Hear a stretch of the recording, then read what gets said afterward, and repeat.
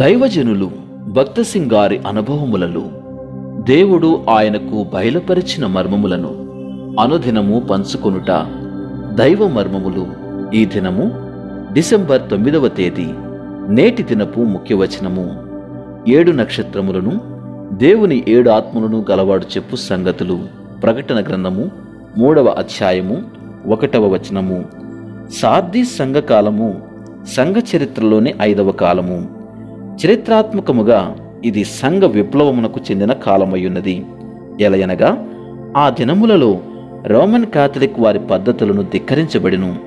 జీవించుచోరనన్న పేరు మాత్రము కలిగి ఉండిరి, కాని వారు మృతులుగానే ఉండిరి. ప్రకటన గ్రంథము 3వ అధ్యాయము 1వ వచనము. నిలువుటంగీలు, క్రొవ్వొత్తులు మొదలగు సంస్కారములు వారిలో ఉండెను గనుక వారు మృతులుగానే ఉండిరి. పరిశుద్ధాత్మ కార్యము మనలో జరగని ఎడల మనము కూడా అలవాట్లు, ఆచారములకు లొంగి తప్పుగా నడిపించబడదము. పరిశుద్ధాత్మకు లోబడవలనని చూపించుటకు 7 ఆత్మలు గలవాడుగా యేసుక్రీస్తు ప్రభువు తన్ను తాను బయలుపరుచుకొనెను. ప్రకటన గ్రంథం 3వ అధ్యాయం 4వ వచనములో లోక వ్యవహారములలో జోక్యము కలిగించుకొనకూడదని సార్దీస్ సంఘమునకు ప్రభు హెచ్చరించుచున్నాడు.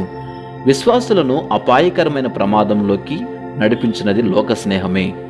అనేక విశ్వాసుల మాటలలో, వస్త్రధారణలో, అలంకరణలో లోకస్తులను అనుసరించుదురు.